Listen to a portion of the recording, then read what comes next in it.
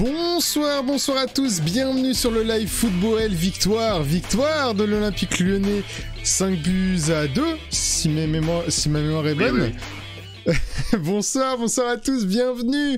Salut Polydor dans le chat. Et oui, Jamel qui est présent dans la vidéo d'intro du live. Bonsoir à tous.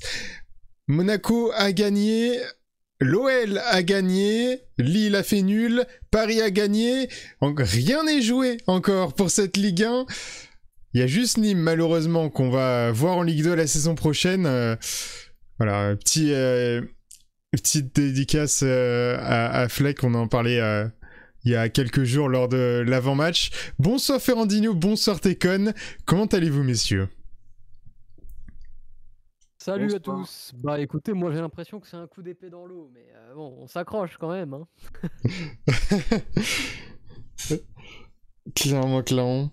Salut Ned Curie, bienvenue, installe-toi. Ça faisait quelques temps qu'on n'avait pas fait de live débrief de 23h à minuit, 1h du matin, vu qu'on avait quelques matchs un petit peu plus tôt ces derniers temps. Salut Réseau. Retard à cause de la pub, évidemment, jamais ta faute. On le sait. Hein. Toujours des excuses, Arido. Bienvenue à toi, installe-toi. Tac, mon micro a fait un... Bon, bref. Victoire de l'Olympique Lyonnais. On a eu quand même pas mal de jeux. Hein. Ça c'est assez longtemps qu'on n'avait pas mis autant de buts dans un match. En tout cas, en Ligue 1. Faudrait regarder un petit peu les stats. Je sais pas si Melt est là un petit peu on a mis 4 la semaine dernière. Oui, c'est vrai. La dernière fois qu'on a mis 5 buts, c'était contre Sochaux en Coupe de France, Ajaccio en Coupe de France, et en Ligue 1, c'était le derby de 2021 avec 5-0 également.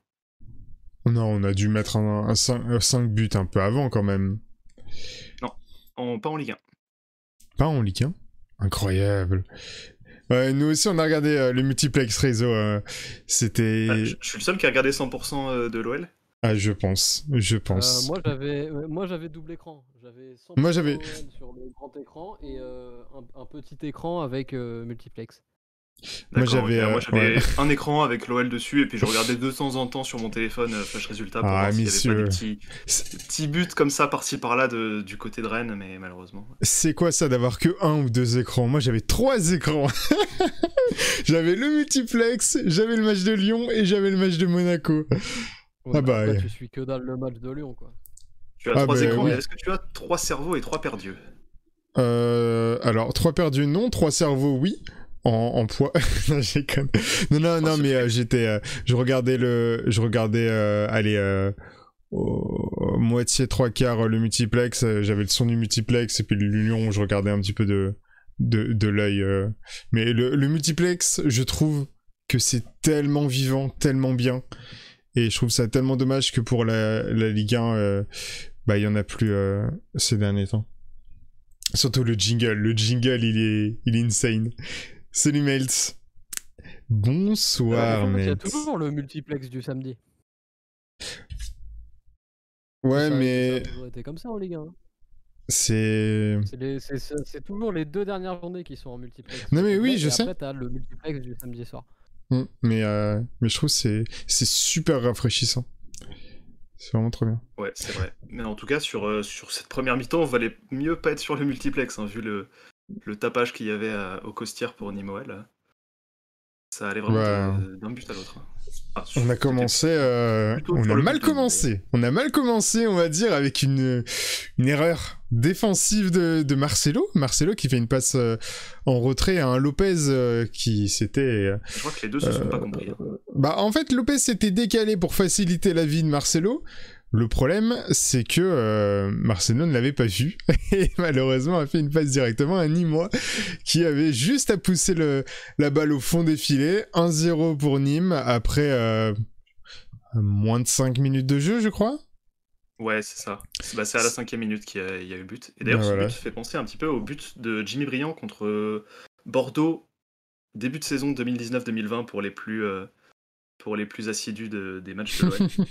Les plus assidus. Passe en retrait un peu alcoolisé, un peu flou, et puis un attaquant en embuscade qui marque dans le but vide alors que personne ne s'y attend.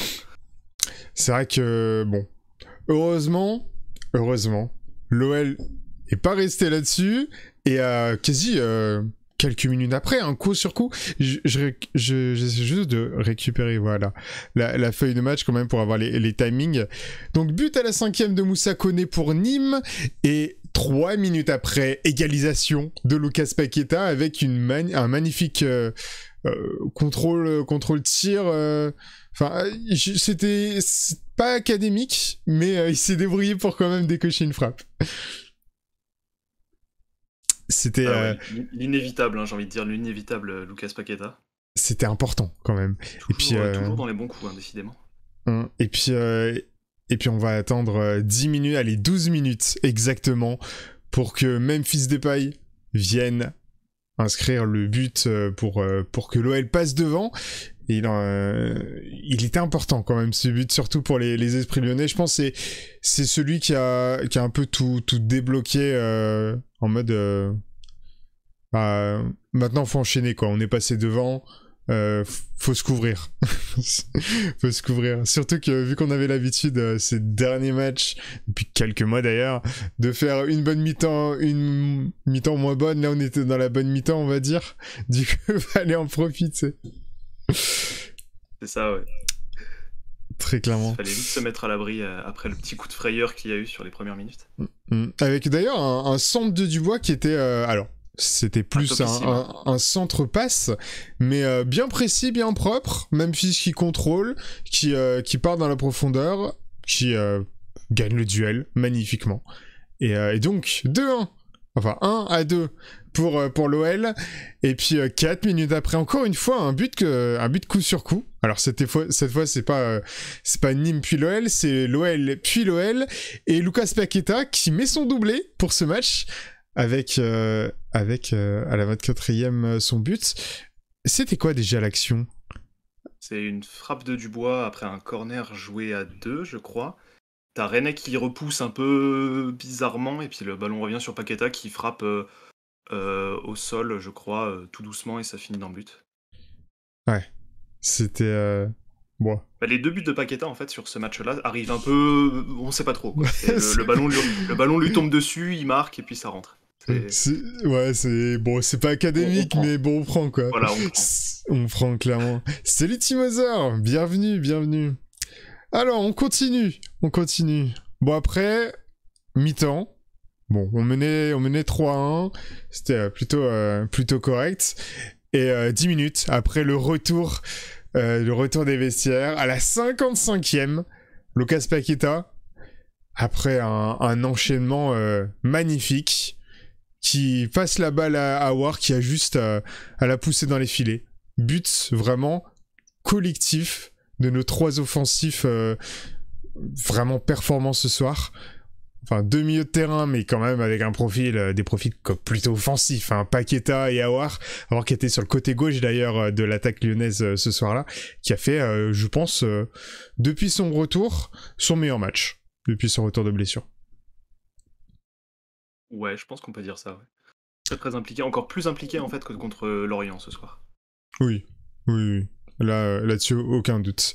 Et oui, l'action, même, c'est... Ouais, genre Memphis, Paqueta... non, c'est récupération... Il y a tellement de joueurs qui ont fait des passes en une touche juste avant ce but que... J'étais très heureux de voir ce but. Voilà, il était très joli. J'ai apprécié. Puis après, évidemment, hein, qu'est-ce que serait l'OL sans prendre des buts ? L'important, c'est d'en avoir plus que l'adversaire. Mais voilà, on s'est pris un but suite à une erreur de gestion de Cacré, on va dire. Il a voulu se retourner, il a perdu le ballon, mais t'as aussi les défenseurs qui ont un peu surpris... pas forcément fait le pressing nécessaire pour gêner dans le tir. Lopez, pareil, je pense un peu surpris, il est un peu en retard sur le ballon. Bref, 2e but de Nîmes.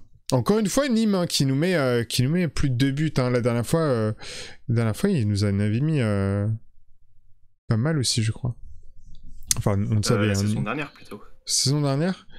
C'était quoi le match aller, c'était le 0-0. Ah merde. Je crois que c'est la saison dernière qui nous a mis des buts. Je vérifie. Ouais, Nîmes.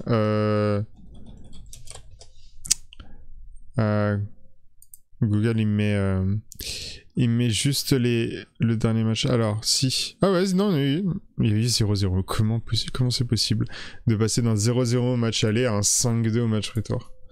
Incroyable. Mais quel plaisir. Évidemment. Ça anime. Salut Waze, bienvenue. Salut Esther. Salut. Salut à tous. Et voilà. Bon, il n'y a pas eu de rouge sur la pelouse de Nîmes ce soir-là. Mais voilà, comme je le disais en intro, Nîmes qui redescend en seconde division, en Ligue 2, à l'issue de ce match. Il y a... je vais regarder quand même les résultats. Je vais me mettre en... Tu sais, quand on part d'écran, on va regarder les résultats de ce soir quand même du multiplex. C'est quand même ce qui importe, je trouve. Il y a eu pas mal de buts, mine de rien, quand on regarde les résultats un peu partout. Ah bah, même surtout ceux qui sont qui devaient gagner, mais qui devaient gagner en bas de tableau. Ouais, surtout Nantes. 4-0, ouais. C'est sans faire de détails.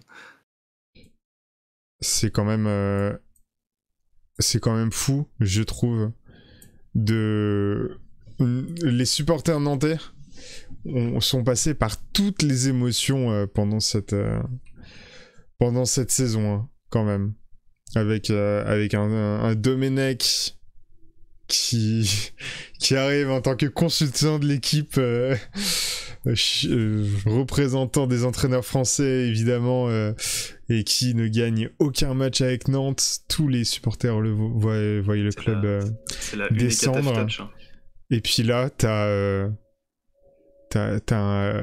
un entraîneur qui est nommé, qui va juste changer le visage de Nantes en arrivant en disant Waf, moi vous savez, hein, je suis à Nantes, mais c'est parce que bon, le chômage, bon, faut bien se faire de l'argent, hein, c'est mon métier d'être coach, hein, donc bon, je suis là, mais on va essayer de faire le taf, quoi. Et qui a finalement fait un boulot, un très bon boulot. Nantes qui est sur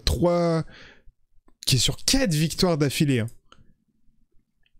Contre Strasbourg, Brest, Bordeaux et Dijon. Bon, certes, c'est plus du bas de tableau qu'autre chose, mais c'est des victoires super importantes et beaucoup de buts, hein. Une victoire 2-1, une victoire 4-1, une victoire 3-0 et une victoire 4-0. C'est la magie du foot, on va dire. Et pour autant, Nantes est toujours pas assuré de pas être barragiste. Clairement. Je vais vous grossir quand même ce classement. Tac. Hop là, ce petit classement qu'on a là.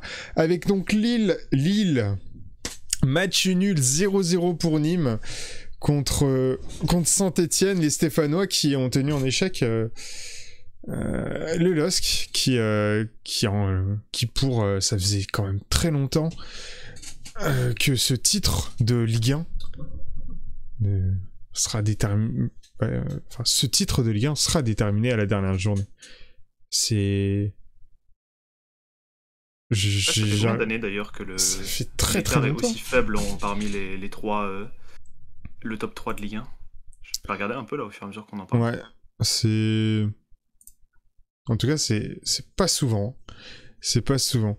Ouais, Nantes, ils sont pour l'instant en barrage, mais ouais, c'est... Entre le 15e et 17e, ils sont tous à 18 points. Nantes à 15 points, ouais, ça... Brest, ils ont encore sauté, quoi. Ouais. Même... Non, Reims, Bordeaux, ça va quand même. Tout ça peut sauter, hein. Vu qu'ils ont l'air tous... Ils ont ouais, l'air c'est tous vrai, hein. de gagner leur match, les derniers du championnat, là. Je regarde. Est-ce que le Strasbourg-Lorient, c'est pas un peu le match du maintien, justement? Parce que je crois que vu que les deux s'affrontent, c'est obligé, il me semble que, enfin, ou je dis peut-être une bêtise, mais je crois que c'est un des deux du coup qui risque de passer à la trappe sur cette journée 38. Bah, ou Nantes. On va regarder exactement. Ah mince, il n'y a plus le classement. Bon, en tout cas, sur les écarts de fin de championnat, ça fait au moins 10 ans qu'il n'y a pas eu un écart aussi serré. Et je suis pas encore remonté aussi loin, mais... Il y a un Reims-Bordeaux un Reims-Bordeaux et un Strasbourg-Lorient qui va être vraiment vraiment décisif. T'as un Nantes-Montpellier aussi important, sachant que Montpellier, au vu du résultat qu'ils ont fait, ils ont plus rien à jouer. Là, ils ont... Ça fait un moment qu'ils n'ont plus rien à jouer. Oui, j'avoue. Donc ouais, ça va être ultra serré pour la fin de championnat. Enfin, le bas de classement. Ça peut rien à jouer aussi. C'est ça, c'est bien pour nous. En revanche, ce qui est... Moi, je vais vous dire, sur ce début de stream, on m'a pas du tout entendu. Pourquoi ? Un peu quand même. Parce que je ne sais pas trop quoi dire. Parce que je suis un peu entre deux. Hein ? Non, que dalle ? Mec, j'ai pas parlé de tout le début du stream. Genre, ok. Enfin, vraiment. Hein. Et genre, parce que je suis un petit peu le cul entre deux chaises, quoi. Parce que on a fait un bon match, notamment une très belle première heure de jeu, surtout. Peut-être d'ailleurs une des meilleures heures de jeu qu'a livré par l'OL cette saison. Collectivement, c'était très bon. Hein. Ouais. Voilà, notamment collectivement, exactement. Mais en même temps, tout ce qui s'est passé ce soir fait qu'on n'avance pas. C'est statu quo, donc, et c'est même pire que statu quo. Pourquoi ? Parce que Marseille a mis un but à la 93e minute sur penalty et a donc gagné contre Angers 3-2. Et donc vous allez me dire, mais qu'est-ce que ça peut nous faire que Marseille gagne 3-2 contre Angers ? Et bah mentalement, ça peut être important malheureusement parce que ça fait que Marseille est hors d'atteinte par rapport au Lensois et que Lens du coup ne peut plus aller chercher cette place en Europa League a priori, à part si Marseille prend 8-0 quoi, mais voilà. Donc Marseille s'est mis à l'abri de Lens. D'ailleurs, ne peut plus aller chercher plus haut que l'Europa League. Je sais pas si vous avez vu la célébration du directeur sportif marseillais. Incroyable. Enfin, j'en ai vu des célébrations de dirigeants ou de coachs, hein, mais celle-là, la chemise, elle allait péter. Hein. Et pourtant, Longoria, elle est pas trop stock, tu vois. Mais c'était assez impressionnant. Il était content. Hein. Là, je suis en train de voir les président, images. Oui, bien sûr. Ah oui, c'est en vrai.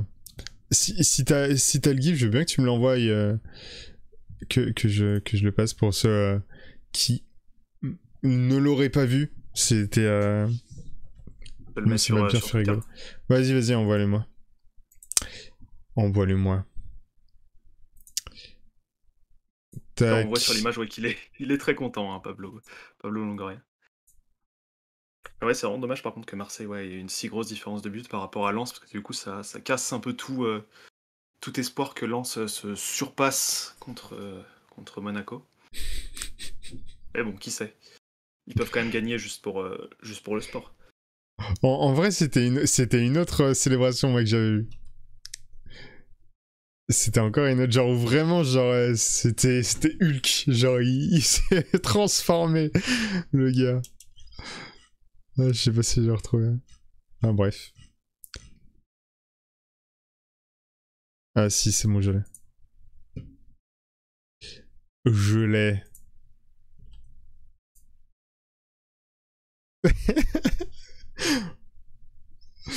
La chemise, je pense qu'il y a 2-3 boutons qui sont partis. Hein. Honnêtement. Oui, ce qu'il a dit en parlant de la saison de l'OL, est-ce qu'on peut parler d'échec alors que justement ça fait très longtemps qu'un 4ème n'a pas eu autant de points et que l'OL aussi a pas scoré vraiment autant de points. C'est un bon sujet de discussion. C'est vrai que fondamentalement, il y a 4ème place, donc c'est décevant parce que l'objectif de Ligue des Champions n'est pas atteint. Après, c'est vrai que de scorer autant de points, c'est peut-être une circonstance un tout petit peu atténuante, mais malheureusement, à partir du moment où c'est une compétition et où il y a des gens qui terminent avant nous, voilà, quoi, pour moi, tu peux scorer 150 points s'il faut, ça reste quand même décevant le classement final. Le système de points, c'est avant tout un classement. C'est-à-dire que ce qui est important, c'est la position que tu as dans le classement. L'écart des points, après, c'est par rapport aux équipes qu'il y a dans ce classement, et le fait que ça soit si serré dans la première partie, c'est aussi lié au fait que ce soit super serré en deuxième partie de classement. Et du coup, c'est juste qu'il y a un écart entre le haut de tableau et le bas de tableau. C'est aussi simple que ça. Alors, le nombre de points, pour moi, ça a aucun sens de dire si on avait été dans telle saison, avec ce nombre de points, on aurait gagné. Parce que tu joues pas contre les mêmes équipes, et surtout, tes adversaires. Enfin, les adversaires sont tes adversaires directs sont différents. Ouais, c'est vrai. Et là, honnêtement, l'écart de points qu'il y a entre l'OL, par exemple, et Lille, qui est toujours premier, même si l'écart s'est un peu rétréci avec le PSG et avec l'OL, du coup, puisque Lille a fait match nul ce soir, fait penser directement à la série un peu de 5 matchs sans victoire que l'OL a eu à la reprise du championnat, avec beaucoup de matchs nuls où on se dit, mince, là, il y a 2 points qui ont été perdus, ici aussi, il y en a 2 qui ont été perdus. Et ça fait plus mal au final sur cette fin de saison. C'est sûr que c'est toujours en fin de saison que tu te dis si on avait pu avoir cette victoire à l'arraché, ça aurait vraiment changé la physionomie. Mais oui, avec des si évidemment, surtout dans le sport. Ouais, c'est assez cruel, mine de rien, comme fonctionnement. Clairement. Après, oui, C'est cruel, moi, personnellement, mais sur 38 matchs, je vois pas comment ça peut être cruel, tu vois. Sur un match, 90 minutes, ouais, ça peut être cruel. Sur 38 matchs, non. Justement, c'est l'opposé pour moi. Le système de championnat est l'opposé de quelque chose qui est cruel. Plutôt, je vais peut-être c'est censé gommer les exceptions footballistiques dues à une barre. C'est censé gommer pardon, je me suis mal exprimé, c'était plutôt l'aléatoire. Le fait d'avoir gaspillé ces petits points sur les 6 premières journées, du coup, où il y a eu pas mal de ratés avec des matchs nuls, il y a même eu une défaite contre Montpellier. Au final, ils ont été un petit peu occultés par l'énorme série de matchs sans défaite qu'il y a eu en octobre, novembre, même en décembre. Et c'est dans cette toute fin de championnat, avec notamment la défaite contre Lille qui a un peu tout cassé, qu'on se rend compte vraiment que ces petits matchs où il y a eu des anicroches au tout début de la saison comptent limite double, quoi, puisque c'est eux qui vont compter dans la sanction lyonnaise qui risque de pas être dans le top 3. Et merci beaucoup du follow, TheBadGun62. Merci, installe-toi. N'hésite pas à parler dans le chat, on va bien t'accueillir, bien sûr. Et je te laisse, Dim. Pour moi, le sujet, c'est pas du tout lié au premier match de la saison, mais lié à la période janvier, mars, avril. C'est le moment où on a perdu des points bêtement, parce que je rappelle qu'on est champion d'automne. Donc si on est champion d'automne et qu'on continue sur le rythme qui était le nôtre avant d'être champion d'automne, on est probablement champion. Sauf que on a mis 3 mois à se rendre compte que ça ne fonctionnait plus, et 3 mois où on a perdu des points, là effectivement des points bêtement. Et moi personnellement j'ai plus tendance à avoir en tête des points qu'on perd au milieu de la saison plutôt que des points qu'on perd au début d'une saison où on est en train de mettre en place des choses. Donc moi personnellement je vais clairement pas du tout retenir les points des quelques premiers matchs du championnat, surtout que par exemple l'effectif n'était même pas complètement construit, donc vraiment ça c'est pas pour moi ce qu'il faut retenir, surtout que comme je l'ai déjà dit, ça nous a pas empêché d'être champion d'automne. Pour moi ce qu'on retient c'est 3 mois et demi où j'ai fait que pester parce que rien n'allait comme il fallait et qu'aucun changement n'était effectué pour essayer de contrer le fait que rien n'allait comme il fallait. Donc, champion d'automne avec notamment Monaco et Lille bien derrière nous, hein, quand même. Il y avait c'est surtout ces deux clubs qui ont été bons lorsque nous n'avons été pas à la hauteur. Il y avait Monaco qui était largué complet. Surtout Monaco. Ouais, surtout Monaco. Lille et PSG étaient genre à 2 points, je crois, de l'OL ou quelque chose d'assez proche au final. Ouais, c'est vrai que Monaco sur l'année 2021 fait une grosse remontée en termes de points. Ils ont tout gagné presque.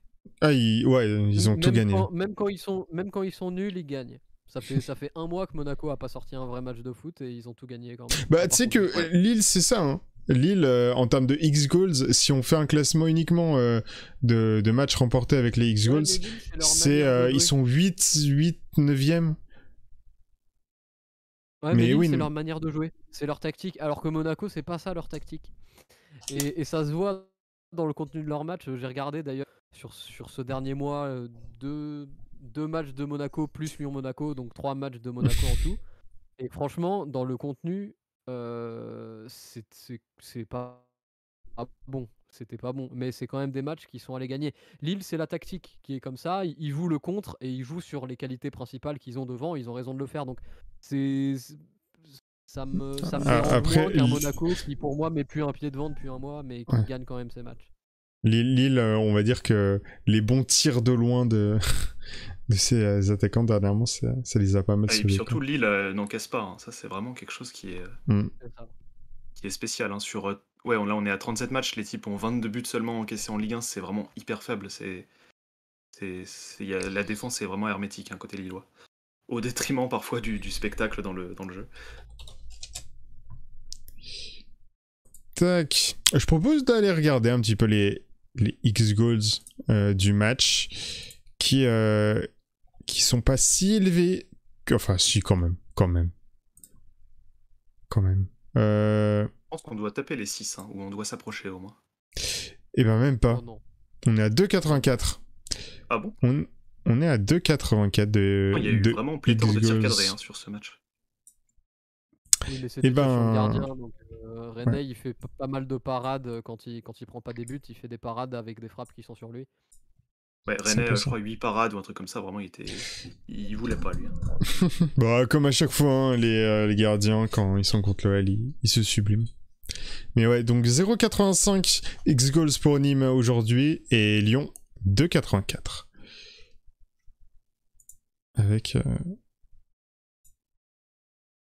Avec un Oussama Aouar qui a le plus de... Oussama Aouar et Islam Slimani, hein, qui ont le plus de X-Goals. C'est assez drôle. Vraiment ? Ouais, il a dû avoir une occasion. Il a dû avoir une occasion à... Non, il est un tir, un but, 0,67 de X-Goals. Ah oui, parce que la tête qui marque, oui, elle est au meilleur endroit. On va dire. Elle est au meilleur endroit sur le terrain. Ouais, je sais que tu as déposé un petit centre là, vraiment, un vraiment petit sympathique. Piqué comme ça. Et une prise de responsabilité. Attends, on ne voyait pas. Ah mais c'est toi, Ferrand. Oui, c'est moi. 4e fois, incroyable. Tout ça grâce à Ankou. Tout ça grâce à Ankou qui a commencé. C'est à cause de ça en fait, à la base. Et oui, évidemment, même si c'est Ferrand, on spam, hein, évidemment. Le petit logo C'est toujours mieux avec Ultra Football. La nouvelle emoji, ouais. Il y a le nouvel... Ouais, mais Ferran, c'est l'habitude. C'est l'habitude. Enfin bref. Et ouais, on a débloqué du coup une 3e émote à mettre du coup pour le live. Alors je sais pas si c'est grâce à toi ou si c'est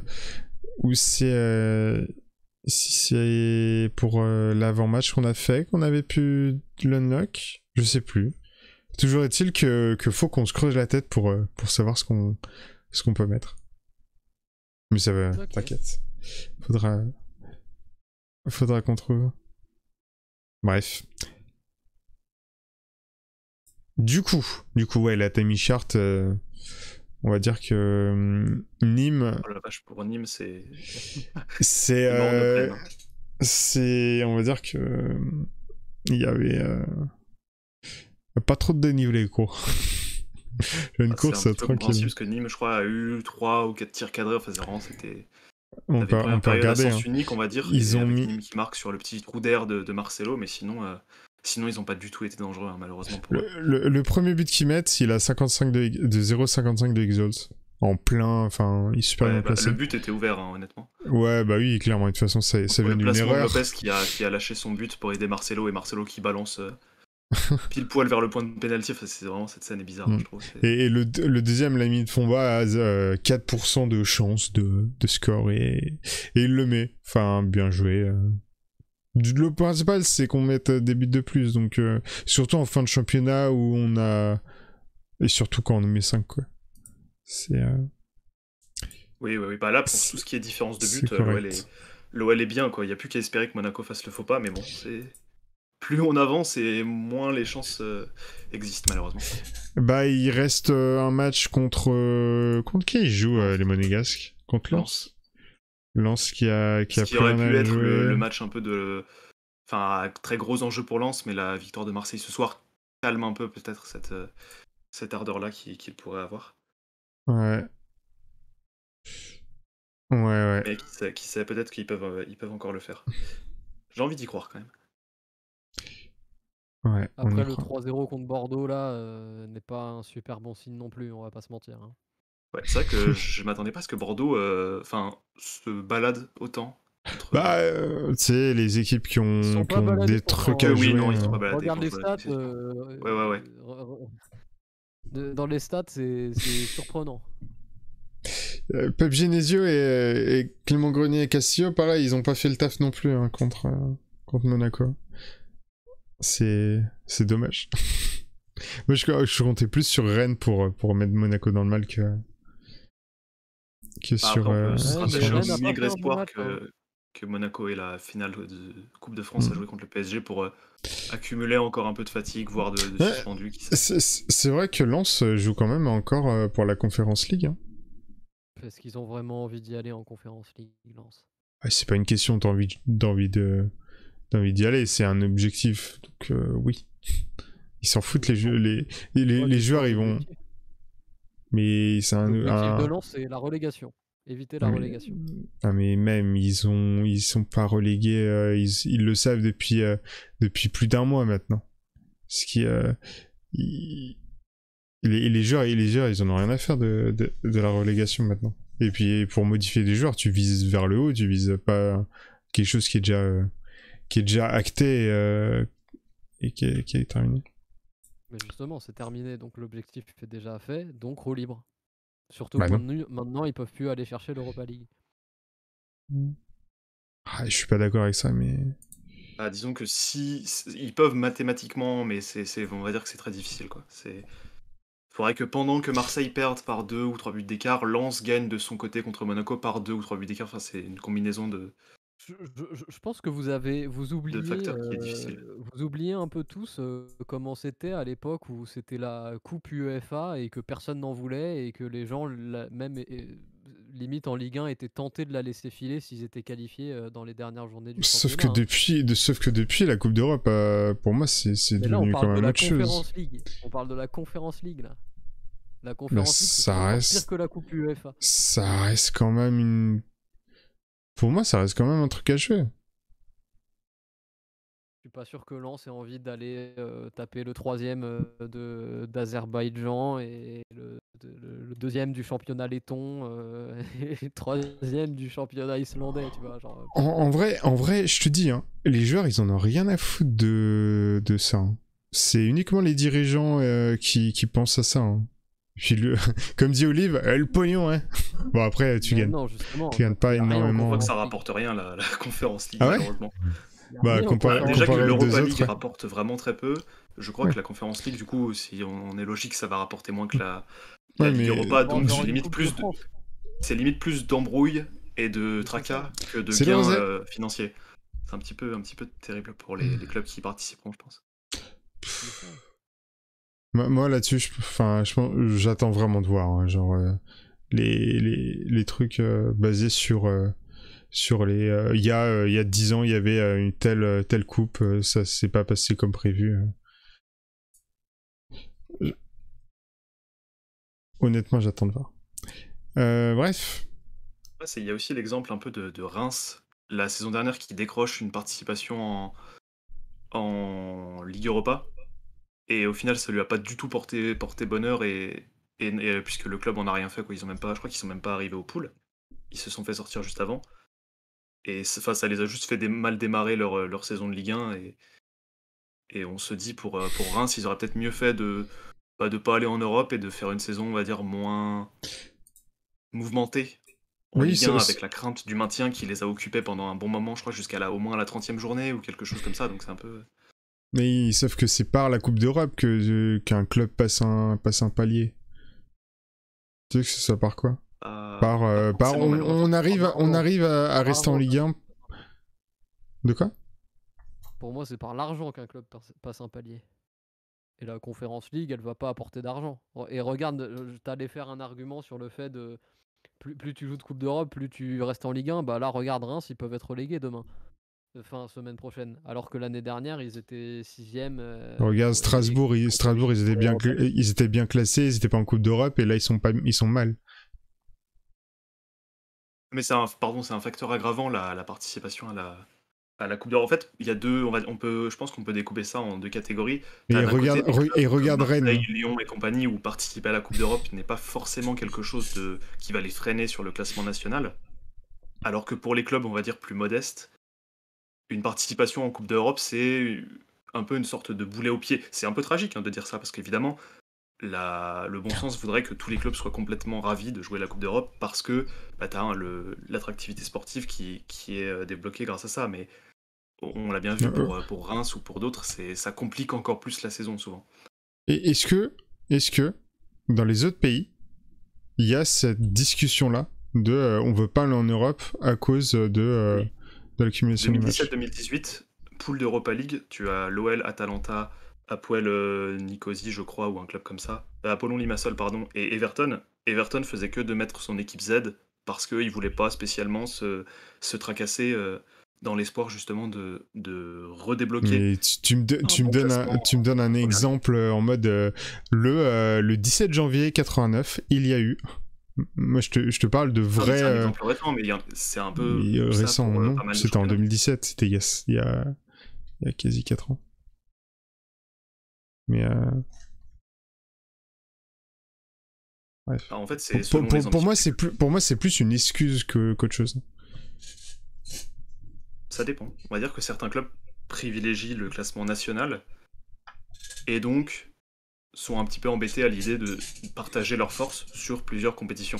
Moi, je suis pas d'accord avec cette vision-là, tu vois. Oui, moi, je suis que quand tu es dans une coupe, même si c'est la coupe de la Ligue de l'époque, tu dois te donner à 100% pour justement tout donner et espérer la victoire finale. Mais certains clubs veulent juste s'occuper du championnat. Et voilà, c'est ce qui arrive pour Everton, et t'as ça aussi pour d'autres clubs. C'est surtout par rapport à la vision, genre les objectifs que t'as à moyen long terme avec le club, quoi. Si ton objectif, c'est pas d'aller en Coupe d'Europe, c'est quoi ton objectif? Genre, de rester... Enfin, de pas retourner en club amateur? Mais en fait, moi, ce que je dis, c'est qu'il y a une différence entre les Coupes d'Europe. Genre, on peut pas qualifier... Là, dans les raisonnements, j'ai l'impression que vous mettez toutes les Coupes d'Europe au même niveau. Moi, je vous dis juste, la Conference League, tout le monde va s'en fiche. Parce qu'il n'y a rien à aller chercher avec une Conference League. Mais si elle a jamais été organisée, tu peux rien dire. Elle est perçue comme Oui, elle est perçue comme une sous-Europa League en fait. Donc attractivité moindre, revenu moindre, c'est le but. Etc., quoi. C'est t'as la C1, la C2, la C3. Bref, je propose de retourner sur le match. Ouais, parce qu'on a fait une digression. Ouais, de fou. Mais en vrai, je propose de commencer à noter les joueurs. Par lequel on commencerait? Alors déjà, je prends le document. Je prends le petit Photoshop. Édition, combien? Édition 47 de la saison. 47e match. 40, ouais. Avant-dernière de la toute première saison pour football. Incroyable. C'est beau. Alors, compo. Et Olivier qui nous demande combien de temps que Lens n'a pas été européen. Je crois que la dernière fois c'était un truc du genre 2007 ou 2008. Enfin, ça fait un très long moment que Lens n'a pas été en Coupe d'Europe. Et qu'ils n'ont pas été en Ligue 1 déjà. Ouais, il y a eu quelques années déjà. Europa 2007-2008. Il y a un truc dans le genre. C'est un peu ça. Tac, allez. Ça fait 14 ans, quoi. Ça fait un petit moment. Ça fait quelques années. C'est l'OL a rien gagné depuis 11 ans, donc ça fait quelques années aussi. 9 ans, non? C'était 2010, non? T'as une Coupe de France en 2012. Contre Covid? Ah, c'était en 2012? Oui, c'est ça. Et je crois qu'il y a une finale aussi en 2014 ou 2015, j'oublie tout le temps. Je crois que c'est contre Marseille. Ça devait être Coupe de la Ligue, il me semble. J'ai un petit doute. Et l'OL avait perdu pour notre plus grand malheur.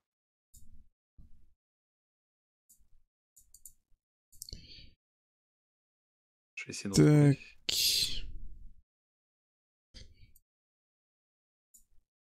Hop là, la petite scène Photoshop. On la setup. Elle est toute belle. Impec. Du coup. Oui, c'est ça, c'était Coupe de la Ligue. Coupe de la Ligue. Feu Coupe de la Ligue. Feu Coupe de la Ligue. Alors. Parce que du coup, il y a, y a pas. Paris et pas Marseille, voilà. Cadavre et. Oula. Il y a un peu de vent parce que j'ai ouvert la fenêtre. Hop là. Et non, je ne suis pas sans difficile fixe. Hein. Désolé. Du coup, tag demandé de Chilio. Ouais, ça va faire du boulot parce qu'on avait mine de rien, on avait pas mal de revenants ce soir. Ah bah là, clairement. Que ce soit Denayer, que ce soit Memphis, que ce soit Cacré. Et que ce soit Marcelo aussi, qui s'est illustré un peu par son petit trou d'air en première mi-temps. Ça, c'est clairement ça. Tac, à voir, du coup, il était en haut, t'avais Memphis qui était qui est d'ailleurs son avant-dernier match normalement avec l'OL. Ah bah si Ronald Koeman se fait virer, peut-être que non. Je sais pas pourquoi, hein, c'est sans doute naïf, mais j'ai encore un maigre espoir de le voir rester. Ça reste le Barça.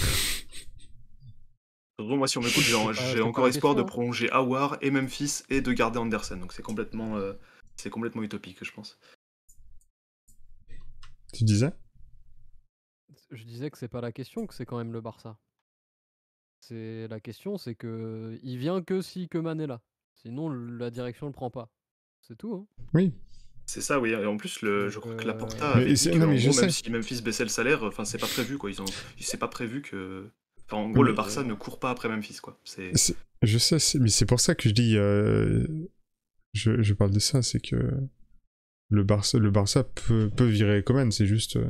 Tu peux pas prévoir. Il a marqué Memphis ou pas? Je crois pas. Hein. Oui. Si? Oui, c'est le. Oui, c'est vrai, il a. Oui. Je m'en rappelle. Tac, 1, 2, 3, 4. Je comprends pas cette hype autour d'Andersen, ça me dépasse. Vraiment, c'est au-delà de mon entendement. Moi, j'aime beaucoup ce joueur. Dernier but? Oui, on a bien compris, mais je comprends pas la raison. Après, on a tous des joueurs comme ça qu'on aime et on sait pas pourquoi. Je sais pas. Tirer 30 millions d'un gars qui a été nul chez nous et qu'on paye cher et qui est pas rassurant pour personne, alors qu'en plus on a des gens pour jouer à ce poste-là et qu'on a besoin d'argent, franchement. T'as dit que l'argent, tu le trouves ailleurs, moi, honnêtement. Ah bon? Comment? Ils sont censés partir car de qualité un peu, voilà, moyenne, voire pire. Donc je pense à Cornet, je pense à Dubois. Tu peux le trouver là, ton argent, par exemple. Mais... Tu fais même pas un Andersen en vendant les deux. Bon, si, quand même. Tu fais un Andersen. Allez, Un petit club chinois pour Mendes, allez hop. Tu te fais 20 millions. Bah, je crois que Mendes est plus probable de quitter l'OL que enfin, je ne sais pas si s'il est plus probable qu'il parte que Andersen, mais je crois que Mendes est en mode départ pour cet été. En fait, la différence, c'est que Mendes veut partir, enfin, de ce que j'ai l'impression. Mendes veut partir de l'OL, mais cherche un club, alors que Andersen... Bien, hein, on a du monde à son poste. Hein. Oui, alors que... oui, clairement. Alors que Andersen, genre... c'est le moment ou jamais. Alors qu'Anderson, genre, je pense aller à l'OL, enfin, il serait ok. Sauf qu'il y a des clubs qui le veulent. Et pas n'importe quel club.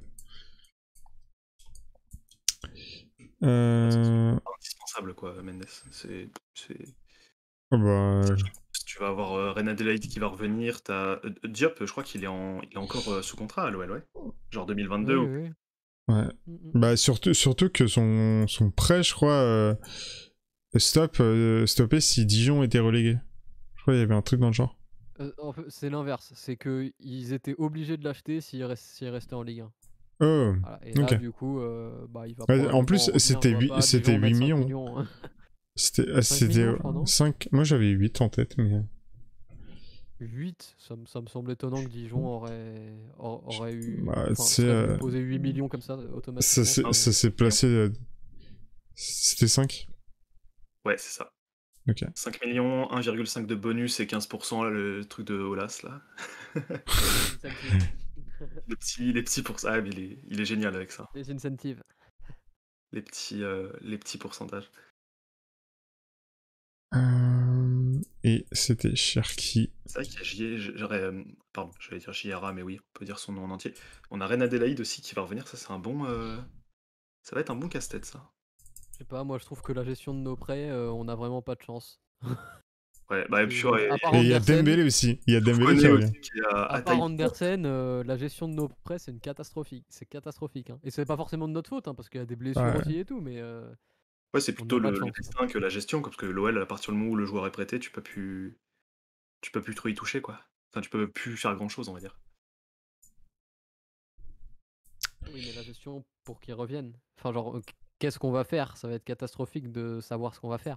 Ah oui, l'anticipation, tu veux dire? Genre, JRA, en vrai, on en fait quoi? Enfin... Ah bah c'est un point d'interrogation énorme. Dembélé, point d'interrogation énorme aussi.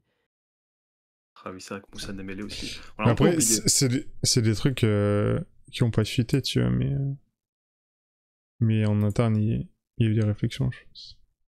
Je pense pas. Moi, je pense qu'ils attendent le coach. T'en sais rien? Oui, ils attendent le coach, ça c'est sûr. Mais t'as zéro info.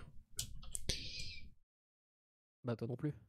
Oui, mais c'est pour ça que je préfère ne pas en parler. Donc, sachant qu'on a remarqué, je sais plus qui a remarqué, mais j'ai vu sur Twitter que quelqu'un avait remarqué que Paulo Fonseca suit que 3 clubs sur son compte Twitter, à savoir son ancien club du Shakhtar, son club actuel de la Roma et l'Olympique Lyonnais. C'est étonnant. Mais après, il tweet une fois tous les combien de temps? Jamais, je crois, c'est comme Garcia. Bah voilà. Ouais, mais alors, c'est quand même étonnant. Pour moi, c'est des hypes qui viennent absolument de nulle part. Non, mais en plus, ça date de l'époque où on a croisé le Shakhtar en 2017-2018. C'est ça. 2018-2019, pardon, en Ligue des Champions. Parce que justement, j'avais vu ce tweet et j'avais regardé aussi. Il le likait déjà? Il followait déjà? De Paulo Fonseca. Et en fait, on regarde et il followait. On va conjuguer le verbe follow, tant qu'à faire. Il followait le compte de l'Olympique Lyonnais avant d'avoir follow le compte de la Roma, ce qui signifie bien que c'est un... Ah d'accord. Qui date. Okay, on est allé enquêter, hein. C'est le pôle enquête football. Mais parce que moi comme je suis sur tel, tu sais, j'ai pas les follow dans l'ordre chronologique. Ouais. Je connais c'est ordre n'importe quoi. Alors... Un petit but là, non? Il manque un... Ouais, mais... tout en bas. Ah mais c'est Slimani. Ah oui, c'est Slimani. C'est Slimani. Oula. Que je l'ajoute quand même, le petit but. Petite tête piquée, là.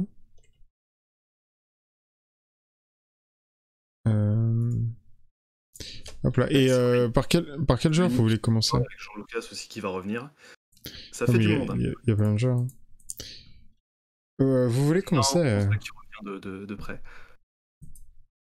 Vous voulez commencer avec quel joueur? On fait pas top flop comme d'hab. Le plus obvious peut-être Paqueta. Qui claque un bon doublé.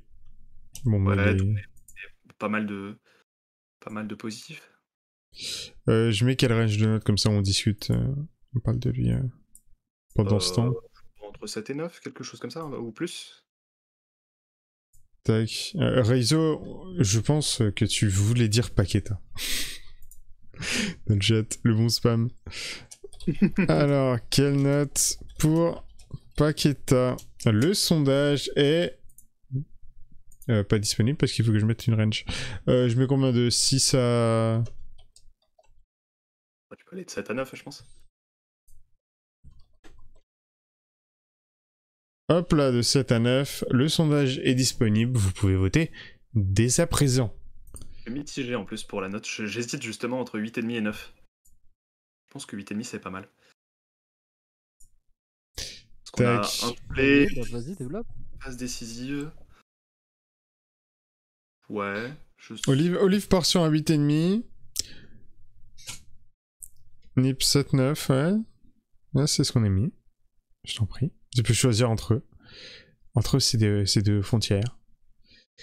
Moi, je t'avouerais, ouais, je serais sur un 8,5. 8,5 aussi, ouais. Un petit doublé avec passe décisive.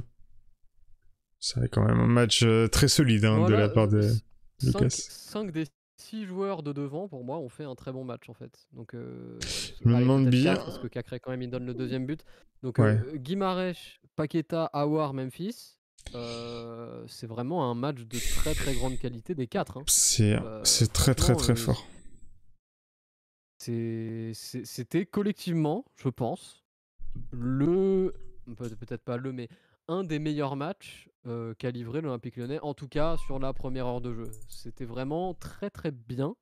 Et même au niveau du pressing, notamment en première mi-temps, ils étaient tous concernés, ceux de devant, et j'ai trouvé que c'était vraiment très très agréable à regarder. C'est dommage d'ailleurs que beaucoup au final aient été sur le multiplex ou quoi, parce que franchement c'était notamment la première mi-temps, très agréable à regarder, et c'est assez rare pour être souligné du côté de l'Olympique Lyonnais. Et par contre, c'est paradoxalement, après ce plutôt très bon match, moi je suis frustré. Je suis frustré parce qu'on n'avance absolument pas le problème et le sujet de nos concurrents directs. Et au final, c'est limite plus frustrant qu'autre chose ce match pour moi ce soir. C'est pour ça que je suis assez silencieux et pas très bavard sur ce stream, parce que je suis vraiment entre deux, donc je sais pas trop quoi faire. Et Paqueta, il faisait partie de ce quatuor justement qui a animé la première heure de jeu à merveille côté OL en tout cas. Bah, il a fait ce donc qu'il moi, fallait 8,5 faire. Ça me va. Ouais, je pense qu'on sera tous... Ça marche. Du coup, je suis parti sur un 8,5. Ouais, c'est parfait. L'OL a fait ce qu'il fallait faire, on va dire, ce soir. C'est tout bête. Hein. La case victoire, en plus avec des buts d'écart, c'est coché. En fait, le seul problème, c'est que... En vanne, quoi, malheureusement. Le seul problème, c'est que il n'y a pas eu le résultat de Rennes contre Monaco, et du coup, on voit pas dans les faits un vrai changement. On part sur quel autre joueur dans les tops? Moi, je serais bien parti sur Aouar. Ouais. Même s'il n'a pas joué tout le match. Enfin, il a Aouar et Guimarães sont sortis à la 63 ou 4ème. Enfin, c'est un peu ça d'ailleurs qui fait debout dans le match, on va dire les 60 premières minutes où c'est justement assez animé avec pas mal d'actions et tout. Et puis ensuite, les dernières 25 minutes où c'est plus poussif. Et puis t'as aussi le but de Nîmes entre temps. C'est un petit peu dommage. Je mets quel range pour Aouar? Bon, pas la même. 6,5, 8,5 peut-être. Ou Ok. 6, 8. J'étais de 6 à 8, mais... Ouais. 6, 8, J'ai mis de 6 à 8. Le sondage est dispo. Et oui, à voir, comme je disais il y a quelques minutes, pour moi, depuis son retour, c'est très clairement sa meilleure prestation. Il a vraiment été impactant dans le jeu. Et, moi, je vais même aller plus loin, hein. C'est sa meilleure prestation de la saison. C'est vrai que hors Final 8, oui. Très clairement. Non, je le compte pas comme cette saison Final 8. Je le compte comme la saison d'avant, plutôt. Mais vraiment, hein. Mais oui, c'était le avoir du Final 8 là-dessus. Mais qu'est-ce que ça fait plaisir? Moi, j'ai l'impression que cette blessure, cette longue blessure qui du coup l'a fait finalement s'arrêter pendant plusieurs semaines ces derniers temps, j'ai l'impression que ça l'a revigoré au final, tant physiquement que psychologiquement. Et ce soir, on a vu vraiment un Aouar concerné. Enfin, depuis quand on n'avait pas vu Aouar à une perte du ballon se jeter et aller tacler devant le relanceur adverse? Eh ben, on l'a vu ce soir. Enfin, genre, vraiment, moi ce Aouar-là, si c'est ce Aouar-là qu'on a, je veux pas le voir sortir du 11. Si c'est le Aouar qu'on a eu sur tout le reste de la saison, il mérite limite même pas d'être sur le banc. Mais c'est vraiment deux poids, deux mesures. Et c'est ce Aouar-là en lequel je crois, et c'est ce Aouar-là que je veux voir la saison prochaine, surtout si jamais il reste au Mercato, ce qui est possible. Pour moi, ce qui est plus de possible. Ouais, très clairement. En tout cas, on y croit. Donc voilà, en tout cas, vraiment c'est encourageant. Moi, ça m'a fait plaisir de retrouver un petit peu le petit prince, celui qu'on aime tous, je pense. Hein, oui. C'est qu'on a du mal avec le football, mais c'est celui qu'on veut voir, et il signe ce soir sa meilleure prestation de la saison avec un but sympa en plus, et puis même une emprise sur le collectif qui a été vraiment importante. Je sais pas combien il fait de passes clés, voilà, 2 passes clés. C'était vraiment agréable, appréciable, et dans les intentions aussi. Donc qu'il fasse cette même rencontre la semaine prochaine, et ce sera parfait, tout le monde sera content. Surtout, il a beaucoup plus touché le ballon que, par exemple, un Toko Ekambi devant. Il demandait beaucoup plus, il participait beaucoup plus au collectif, et c'était vraiment sympa, quoi. Le jeu penchait peut-être un peu plus vers la gauche, ou alors quand ça penchait vers la droite, c'était davantage Dubois que Toko Ekambi qui avait le ballon, quoi. En fait, ça commençait sur la droite avec Dubois, et ensuite ça finissait sur la gauche. C'était vraiment le plus souvent comme ça que les actions se passaient, soit avec un centre de Dubois, soit avec un Dubois qui combine avec les milieux de terrain, donc Paqueta, Guimarães qui était souvent de son côté, et ensuite ça partait de l'autre côté pour finir l'action sur le côté gauche d'Aouar, avec Memphis souvent qui combinait.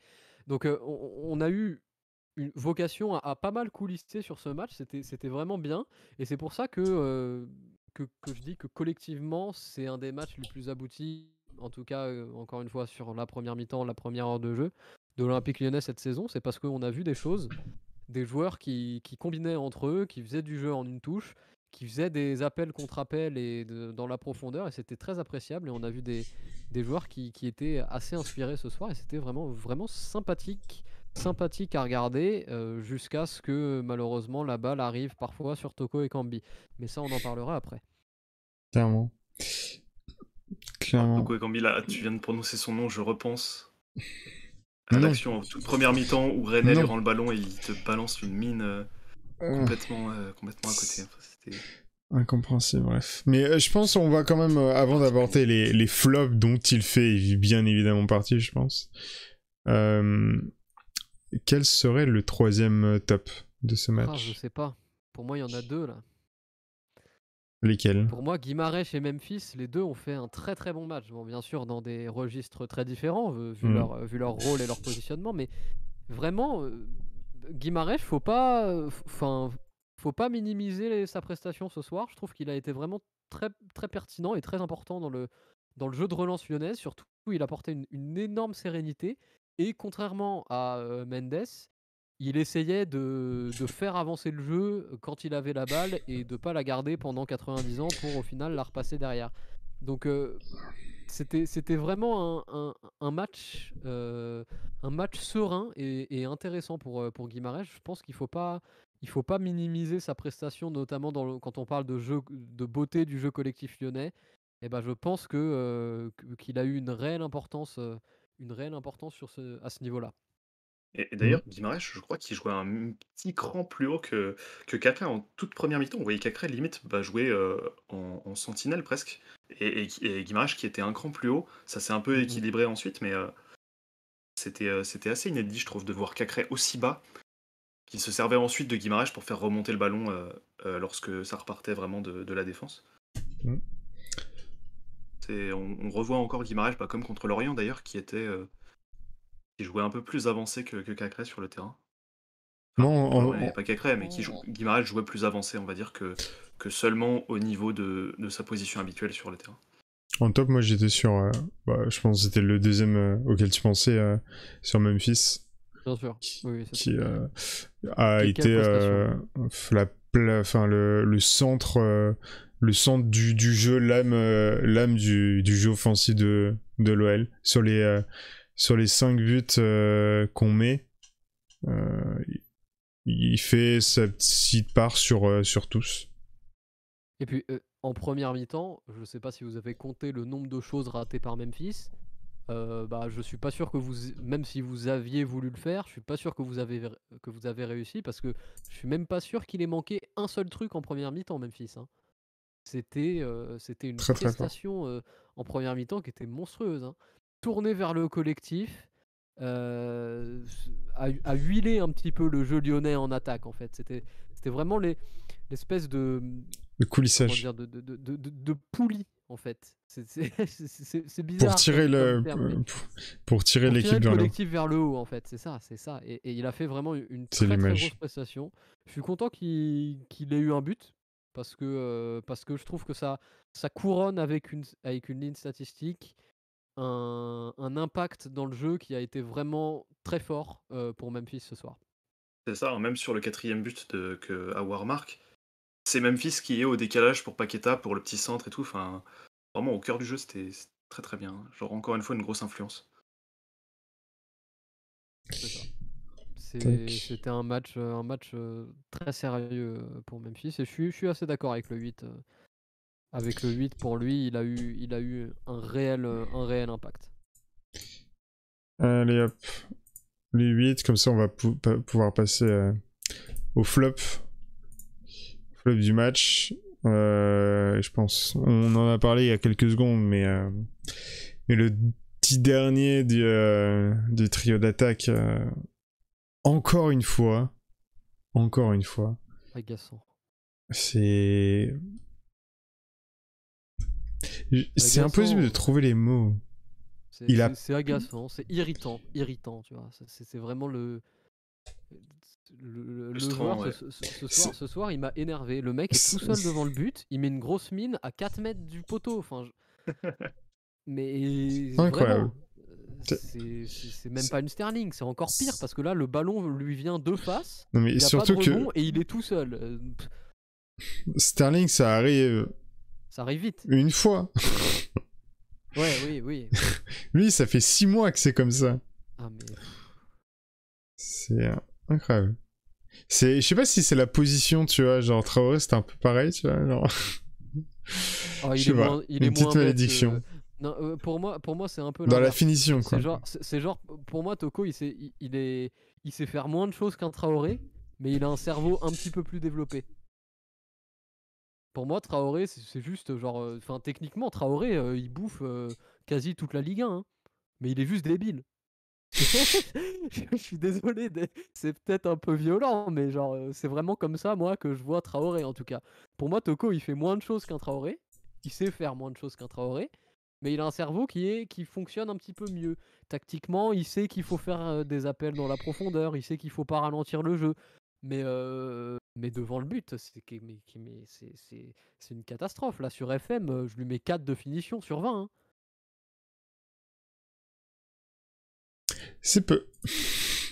Même pas d'avoir trouvé les buts qu'il aurait dû mettre et qu'il n'a pas mis sur toute une saison, mais je crois qu'on doit être pas mal. Hein. Tu fais T'inquiète, je sais comment bien montrer ça. Très clairement. On les aura dans quelques temps et puis on les présentera d'une manière un peu sympathique. Voilà. Yes. Évidemment. Du coup, la note pour KTO, je mets quelle 3 à 5. Je me rappelle plus ce qu'on a mis contre Lorient, mais je crois qu'on va pouvoir repartir sur la même note. KTO. Hop là, le sondage est lancé. Excellent. Hop là, c'est bon. Ouais, 3,5, 4 par là, quoi, c'est décevant. Again and again. Pendant ce temps-là, je regarde combien on lui avait mis sur le match de Lorient. 4 ou 4,5, il me semble. Pas beaucoup. On lui avait mis 4. Ouais, c'est... Je suis reparti sur 4, je crois. Ou... Non, j'ai même mis 3,5. En vrai, honnêtement, on a de la chance, je trouve, quand même, avec Toko Ekambi, parce qu'il nous coûte pas de points jusqu'ici, tellement. Hein. Donc il nous fait du grand n'importe quoi devant le but, mais au final, c'est des matchs qu'on arrive quand même à gagner. Donc effectivement, on aurait été plus serein sur beaucoup de matchs s'il avait mis les buts qu'il devait mettre.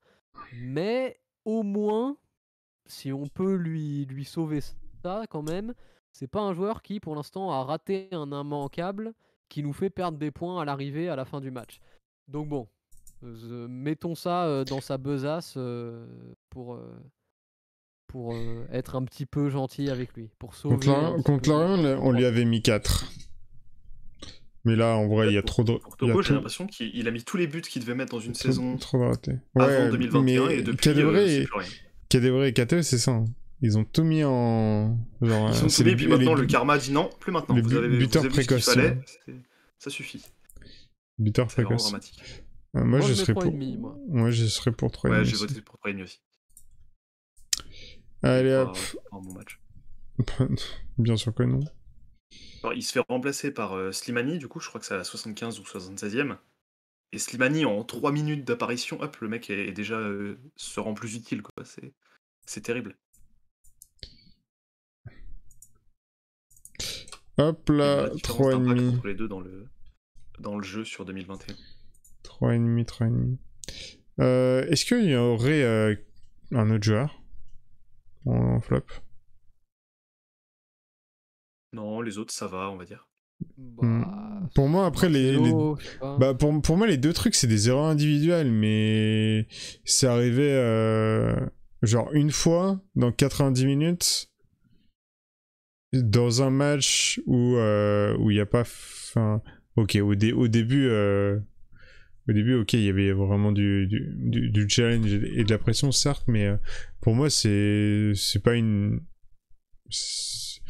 Genre, c'est pas un argument suffisant pour faire pencher la balance du côté, c'est limite du côté flop. Hein. C'est limite, non mais c'est limite, tu vois.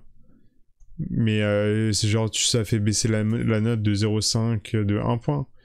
Mais c'est pas suffisant. Genre, tu compares la prestation overall avec celle de Toko Ekambi. Et voilà. Il y en a un qui est en flop et l'autre est avec une note pas énorme. Ouais, c'est une petite boulette, quoi. Je sais pas, moi je mettrais. Ce qui est tragique, c'est qu'il lève pas la tête, en fait. Ouais, il suffit juste à Dubois qui lui dit passe en retrait vers Lopez, et du coup il lève pas la tête pour prendre la position de Lopez. Il croit que Lopez va être placé près du point de pénalty. Au final, Lopez a fait un autre déplacement. Je sais pas pourquoi d'ailleurs il s'est déplacé. Peut-être que ça partait d'une intention de faciliter la vie de Marcelo. Ah oui, mais c'était clairement ça. Hein. C'était clairement ça. Sauf que la conséquence, c'est terrible. Ça donne un but cadeau. C'est vraiment terrible. Mais pour moi, tu vois, c'est un 4,5, tu vois, pour Marcelo par exemple. Mais le mettre en flop, je vois pas l'intérêt. Je sais pas, moi quand ça coûte un but quand même. Ouais, mais enfin. Surtout que c'est pas une petite erreur, quoi. C'est limite, il pousse le ballon dans le filet, quoi, dans les filets. Oui, pour moi, Marcelo et Lopez sont autant responsables. Genre les deux sont responsables là-dessus. C'est un problème de communication. Pour moi, le mouvement de Lopez, il est pas si bizarre que ça, parce que en fait, un gardien, oui, c'est en retrait, il s'écarte toujours. Mais c'est dans la communication. C'est pour ça que j'ai précisé communication. C'est Marcelo a pas eu le sixième sens de prendre la position. Quoi. Oui, mais et du coup, pour s'en assurer... C'est juste à Dubois qui lui dit passe en retrait vers Lopez et il lève même pas la tête, c'est tragique. Oui, mais ça du coup, coûte en plus l'action. Du coup, c'est à Lopez de communiquer sa position. C'est pour ça que c'est un problème de communication. Ouais, c'est un petit couac. C'est ça. Pour moi, la faute, elle est répartie entre les deux, donc c'est pour ça. Je vois pas, en fait, pourquoi ce serait un flop. Moi, je vois pas de direct. problème avec Lopez sur cette action. Mais c'est pas un problème avec Lopez, c'est un problème dans la communication. Oui, il y a une information. Non, mais il y a une information. Il y a une information. Il y a une information qui a mal été échangée entre les deux. Mais il n'y a même pas à échanger d'informations en fait quand c'est comme ça. Si. Non. Et certes, Marcelo, il doit quand même vérifier et tout, mais c'est... Enfin...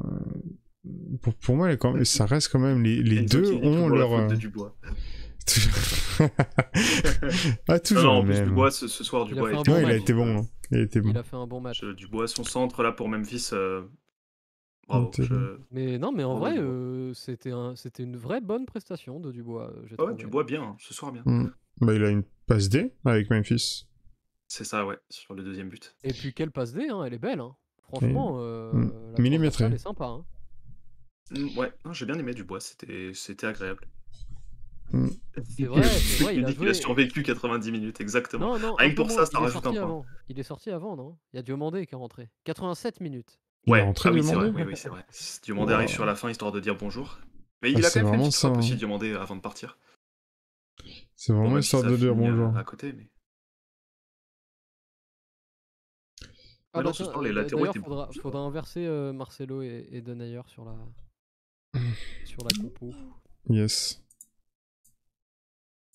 Du coup, on note qui sur ce... Pour moi, il y a... Pour moi, en flop, il n'y en a pas d'autres. Ouais, bon, on peut mettre son 4,5 à Marcelo, quoi, mais c'est pas... Après, flop ou pas, je crois pas. C'est pas hyper significatif.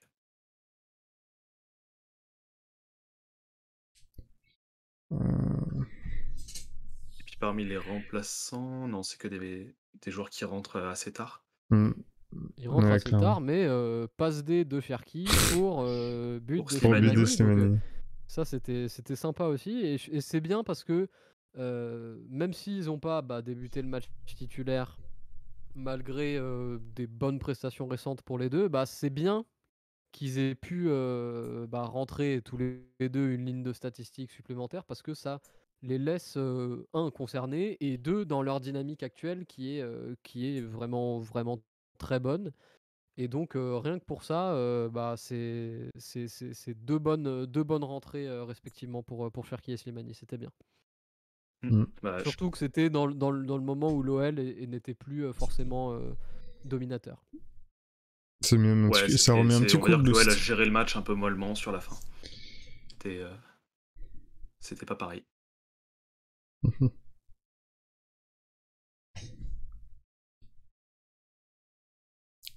Impec.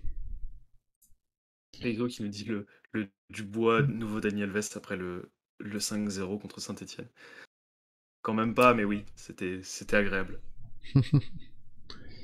Non, ça fait longtemps ce moment-là. C'était mois de janvier à peu près le derby.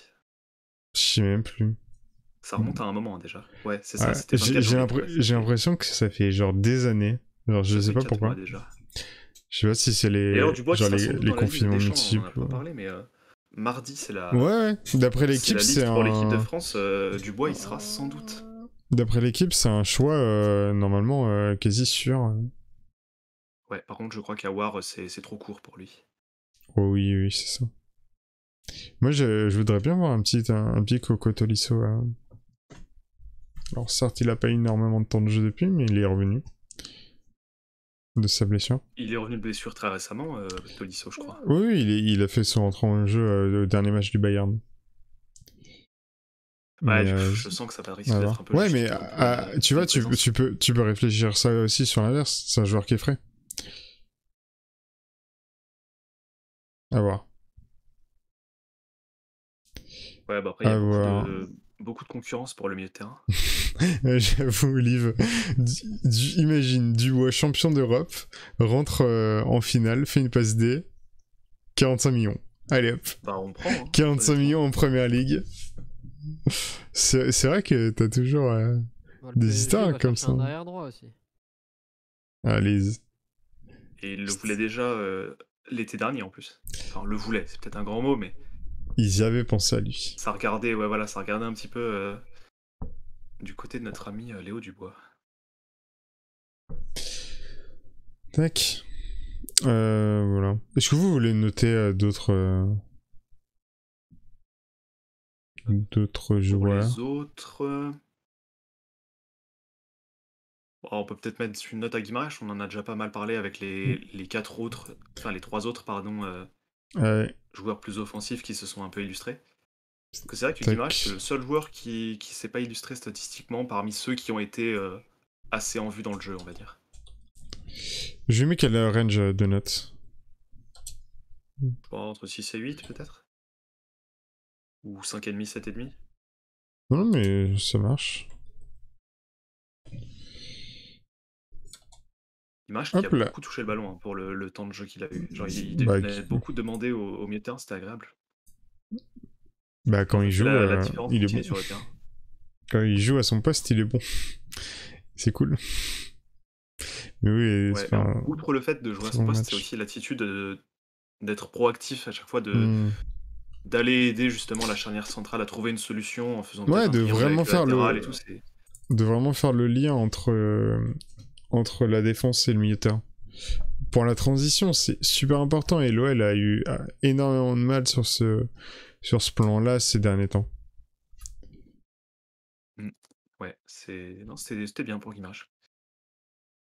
Clairement. En vrai, un 7 pour Guimaraes, je trouve c'est censé. Oui, moi aussi, j'ai mis 7, moi. C'est censé. Ouais, pareil. J'ai mis un petit 7 aussi pour notre ami Guimaraes. Et c'est vrai, ouais, comme nous dit Vigno, que Cacré s'est un petit peu emmêlé les pinceaux sur le deuxième but. Oui. Ce qui est marrant, c'est que le geste qui manque sur le deuxième but, il le refait exactement pareil 10 minutes plus tard, et il passe, et derrière ça fait une contre-attaque très très belle pour l'OL. Donc moi je suis toujours un petit peu embêté, et je crois que c'est exactement ce qu'avait dit Marcelo Bielsa dans une de ses interviews ou conférences de presse, je sais plus exactement ce que c'était, mais il avait dit qu'il trouvait très hypocrite de reprocher à des joueurs quand ils ratent quelque chose, que quand ça passe, eh bien, on va le porter au nu. Et ça, effectivement, enfin, je trouve que la réflexion est intéressante. Après, ça n'enlève pas le fait que, oui, le deuxième but, il est quand même globalement pour lui, mais je trouve que la réflexion derrière est intéressante. Et ça montre bien, enfin, ça dénote bien du caractère du personnage. Et il a pas de chance parce qu'il déclenche ce geste-là, justement, qui fondamentalement n'est pas si mauvais que ça, en fait. Au moment où il y a un joueur nîmois qui le presse vraiment de très près et du coup réussit un peu à le déstabiliser pendant qu'il tente son geste, c'est une combinaison de deux éléments un peu en sa défaveur. Et c'est ça qui cause le but. Mais oui, enfin moi je lui reproche pas spécialement d'avoir tenté ça, c'est plutôt de la malchance au final. C'est de la prise de risque. Au moment où il tente ça, il y a un joueur nîmois qui est sur ses arrières. Non, mais c'est une prise de risque par récompense. Hein. C'est juste des fois, bah, genre t'as 20% de chance que ça parte en contre-attaque et que ça fasse un truc de fou.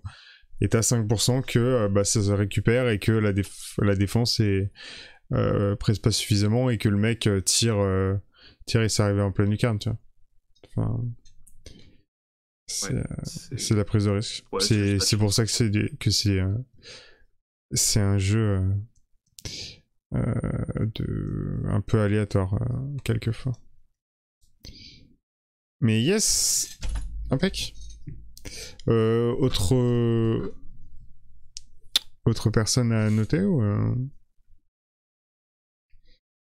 Bon, après pour les autres c'est assez neutre. Cornet, tu vois, typiquement c'est match neutre. Ouais, c'est ça. Les autres, c'est à peu près tous le même niveau de presta. Ouais, à part la mention spéciale pour Léo Dubois, mais on en a déjà parlé, quoi. Ouais, c'est ça. Avec son petit centre qui était bien sympathique, hein, malgré tout. Apprécié. Impec.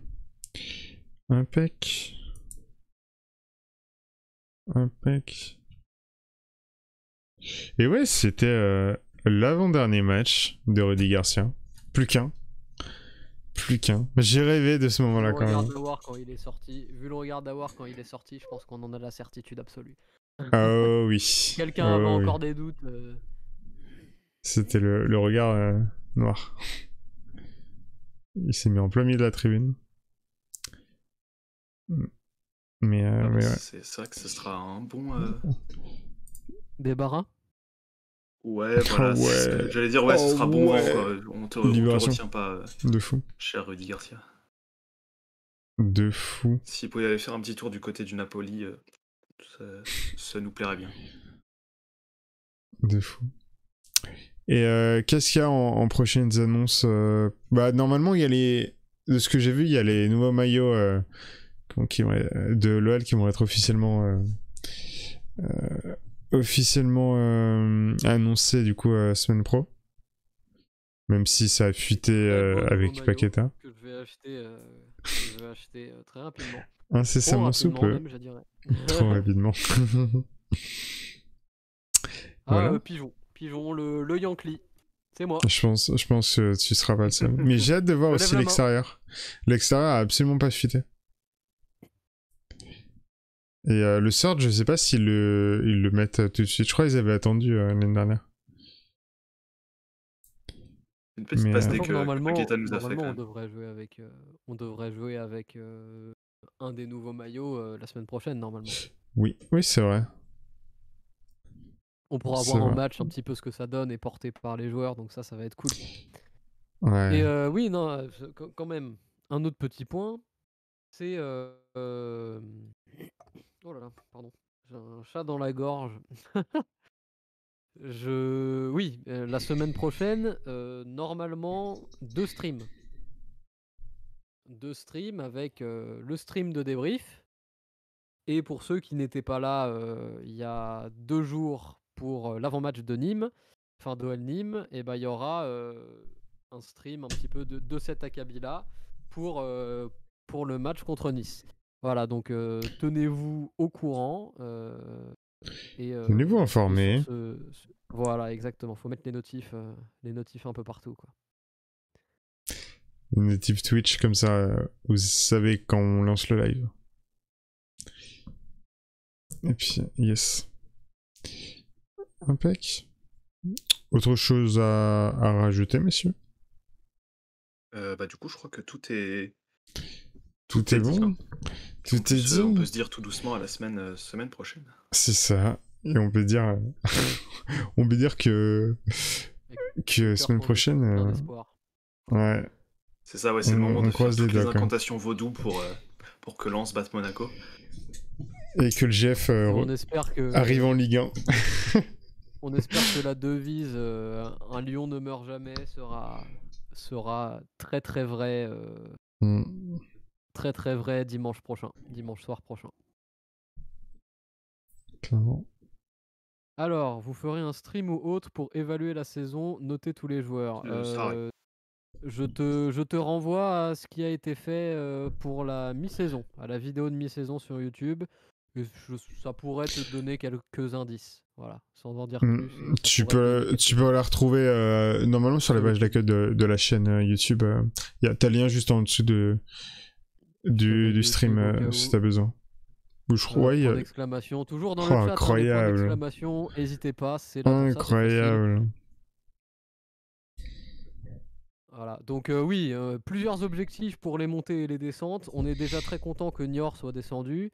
On est content de voir... Enfin, non, on attend que Villefranche fasse descendre Niort en national et que Villefranche monte en Ligue 2. C'est pour Perona aussi. Qui va monter en Ligue 1. Clermont qui va monter pour la première fois. Hein. Et T'as Bourg-Perona et Villefranche qui... non mais pour de National à Ligue 2. Et puis Grenoble... Grenoble qui joue contre... Il n'y a pas Bourg-Perona. Hein. Ah bon? J'avais entendu... non, non, c'est Bastia, Quevilly et Villefranche. Bourg-Perona, ils sont loin. Je sais pas où est-ce que j'avais vu ça. Bourg-Perona. Ah oui. C'est pas pour eux. Quoi. Ça marche. Mais ouais, Grenoble qui affronte mardi soir le PFC. Et d'ailleurs, moi, je suis pas content de voir Bastia remonter. Hein. Dites-moi ce que vous voulez, si vous n'êtes pas d'accord, mais moi, je suis pas content de les voir remonter. Bastia, ils avaient été en DNCG, enfin, ils avaient été relégués en National 2 ou un truc très très loin. En N3. Ouais. Qu'est-ce qui leur était arrivé déjà? C'était des problèmes financiers ou c'était problèmes financiers, oui. Problème financier, mais il y avait un documentaire que Canal avait fait où vraiment le club était genre au pire du pire. Genre t'avais genre 4-5 bénévoles qui essayaient de garder genre les murs droits quoi. Et en gros t'as l'équipe réserve, t'as la moitié de l'équipe de réserve qui faisait les matchs de N3 et tous les autres joueurs s'étaient barrés. Et tous les dirigeants s'étaient barrés. Enfin, il y avait absolument plus rien dans le club.